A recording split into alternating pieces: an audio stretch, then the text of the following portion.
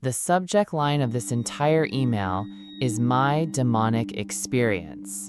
And just for context purposes, at the beginning of this email, this woman states that her father got really, really sick in 2020 and unfortunately passed away, which meant she stayed with her grandmother that following summer, mid-quarantine. That is an important piece of this whole story. About a week after her dad passed away, she was home alone trying to get some sleep. And right off the bat, she says that she had this overwhelming sense of someone watching her. And I feel like this wasn't the normal sensation of like, I feel someone watching me kind of thing, because she specifically states that she felt like she was getting in trouble or like somebody was mad at her. Now, this sensation was not going away, so she sits up and is staring at her closet door. And this is not just a normal closet door that is made of wood. She has one of the mirrored sliding closet doors. I will attach a photo now. So her doors look like this in her room. And as she's looking in this mirror, she can see someone standing on the other side of her bed.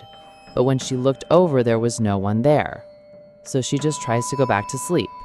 And as she's about to fall asleep, she hears her dad's voice in like a deep gargle say her name in the kitchen.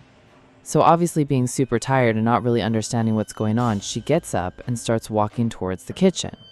As she's walking through the hallway, she gets this overwhelming sense of nausea. That's when the girl who sent me this kind of pauses in the hallway and trusts her gut and goes back into her room and locks the door, crawls back in bed, starts scrolling on her phone to kind of calm herself down, and eventually she does fall asleep. But in her dream, she sees her dad in her dream, and he keeps repeating, "That is not me, that is not me," over and over and over.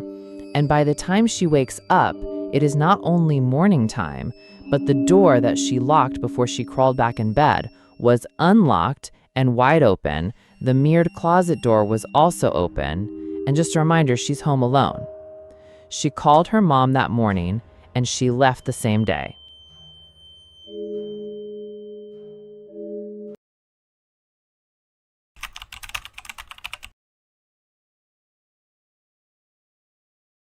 This one is a little creepy. For the sake of the story, let's call him Jason. So Jason has a little brother. Let's call him Mason. So Mason went to a sleepover to one of his friend's house, right? And after he came back from the sleepover, Mason started acting really weird. And Jason seems to be the only person that noticed.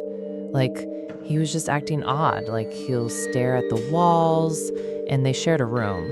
And sometimes he'll wake up in the middle of the night to just find Mason sitting up on the bed, yeah. And there was a time that Jason got into an argument with Mason, and Mason screamed at him.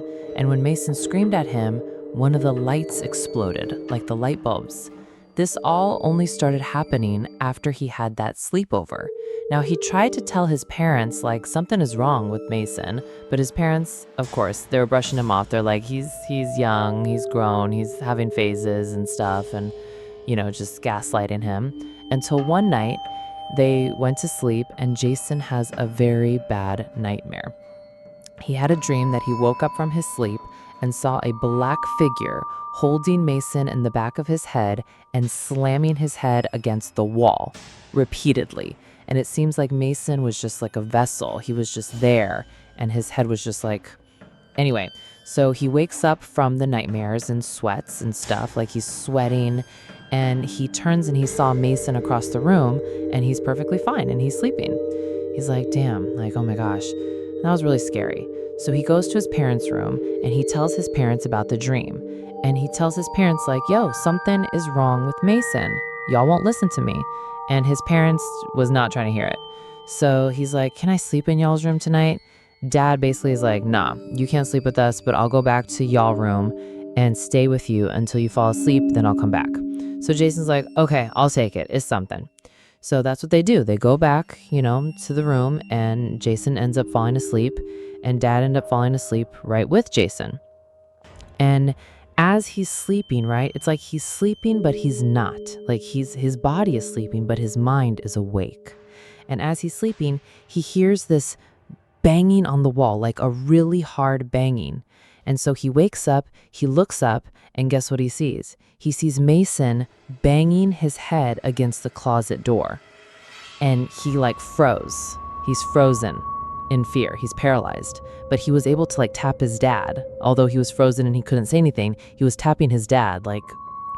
And so his dad wakes up, sees Mason banging his head against the wall, and everything kind of really just hit him because Mason just had this dream, like what, an hour ago, that a dark figure was holding him in the back of his head and was banging his head against the wall.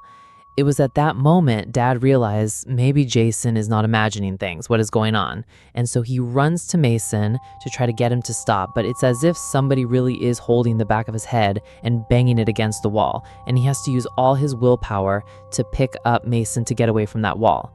Mind you, whole time Mason's eyes are open, he's staring at both of them, but he's not there. It's not him.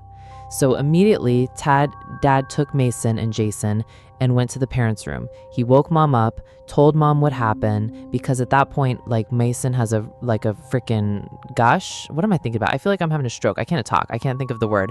But y'all know what I'm talking about. He has that thing on his forehead and he was bleeding. And it seems as though like Dad is whispering something to Mom and Mom instantly looks worried. And Jason is over here like, see, I told you guys, he's been acting weird ever since that sleepover.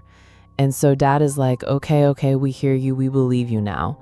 The next day, they took Mason somewhere, right? Came back with Mason. Mason wasn't himself anymore. Like he was not himself. And it was like every day it was getting worse to the point where they actually had to fly him out back to their original country, like their home country. Mason had to stay there for about 6 months before he came back. And when he came back, he was normal. But he kept asking his parents questions until this day. They would not tell him what happened. They would not tell him why Mason had to leave.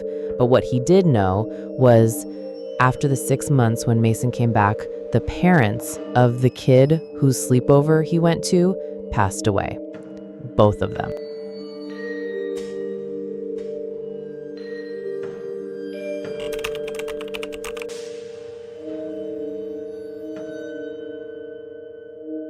Gonna tell you a creepy story that was sent to me about the Hollywood Wax Museum and the smiling lady outside of it. It came from a girl named Dana who lives in Saudi Arabia, but she says in 2014 she, her family, and some of her extended family decided to come to the US for a trip. They were very excited as they've never been here, and they wanted to go to California, specifically Hollywood, to see all of the things. And they're walking up and down the boulevard one day, and they come up to this shop, and she looks at it and she's intrigued, and she realizes it's the Hollywood Wax Museum. What happened there still haunts her to this day. So they walk in, and basically in the entrance, it's like a ticket booth, and then there's this wall of flyers, and they're just kind of standing around in a circle looking. And then to the right, there's this big ball, and it's like a Guinness World Record ball, she described it. And this will be important in a minute. They're standing around deciding if they're going to go in this museum, and all of a sudden Dana starts to feel like somebody's watching her, like, you know, when you can just tell from across the room that someone's got their eyes on you. She turns around, and in the doorway stands a short woman who's wearing a hijab, and Dana turns around to look at her. She makes eye contact, and this woman is already like locked in on her. She's about 80 years old, and Dana said she was standing so still that she could have been a wax figure herself. But when she looked at her, her expression changed slightly. Like it was subtle, but she could tell that she was an actual person. Dana kind of smiles at her and then turns back around, but she can still feel this woman looking at her. And finally, I guess the aunt picks up on it too. So she turns around and she greets the woman. This is what she said. I'm not going to even try to butcher the pronunciation. After she greets her, the woman says something under her breath, and her aunt smiles politely and turns back around. But now the whole family is feeling like something is off. After a couple minutes, this lady still doesn't leave. She's still standing in the doorway, staring at them. So finally her aunt turns around and she goes, "What do you want?" And the lady doesn't say anything. So she asks her a second time. No response. Third time, the lady shrugs dramatically, drops her eyes, and then slowly raises them up, and she starts shifting her gaze around until she locks eyes with Dana again, and then her eyes start moving in different directions. She said one went up and one went to the side. It was almost like something out of a cartoon or a horror movie. Her eyes were rolling around in different directions, almost like it was deliberate. And that's when Dana said she felt completely cold and she felt something go through her. It wasn't like something walked through her, it was like something took hold of her and stopped her in her tracks. Then the woman starts laughing hysterically and walks away down the street. After the woman walks out, she's looking around her family frantically, and she realizes that 3 of her cousins had vanished and they were hiding underneath that Guinness World Record ball that I had mentioned earlier. After the woman leaves, they run over to her and they said, "Did you feel it? Did you feel it?" The parents didn't feel anything, but they realized that the kids that were hiding under the Guinness World Record ball and Dana were the only ones not wearing sunglasses. And she said, "I wonder if that's what made us vulnerable to whatever it was." But it didn't end there. About an hour later, they were walking down a different part of the boulevard, and they'd all kind of let it go and talked about it and thought that maybe she was just a crazy person or somebody that was struggling with like mental illness or something. But they're walking down an entirely different part of the boulevard, and they look across the street because one of her cousins says, "Hey, that's that lady." She sees them from across the street. She locks eyes with them and then runs across the street and starts sprinting after one of Dana's cousins. She said this was absolutely the same woman. She looked the same, but where they saw her in the doorway and she looked old and frail, now she was full on sprinting, chasing Dana's cousin. They make it to safety, call the police. They don't end up finding this woman or finding anything out about her. But weeks later, they're back in the city in the US where they started their trip. And one of her cousins, who was older and in university at the time, comes back to the house, and she had taken the metro, and she comes back shaking. And everyone's like, "What's wrong? What's wrong?" And she's like, "That woman that we saw in Los Angeles by the Wax Museum, she was on the train with me, and she was smiling at me. She didn't make a move. She didn't say a word. She just stared at Dana's cousin throughout the entirety of her train ride." Dana said this happened more than a decade ago, but she still thinks about it. She still has no explanation for what it was, but she does believe in jinns. She did decide to bring it up to some of her cousins that were with her recently, a few months ago, and she asked them if they remembered, and they said, "Oh my God, that was crazy." One of her cousins described it in a way that still sticks with her. He said that when that thing felt like it was coming through them, it felt like something pushed them 10 meters behind, but they were still stuck in place. She said that sums up exactly how she felt too when it happened. "I didn't just feel scared, I felt pierced." And I feel like when 2 or more people experience the same thing, it's not just coincidence, like something passed through us that day. And she's sharing this to see if anyone has any thoughts, any explanations, and she has never forgotten it. Let me know if you have any thoughts for her.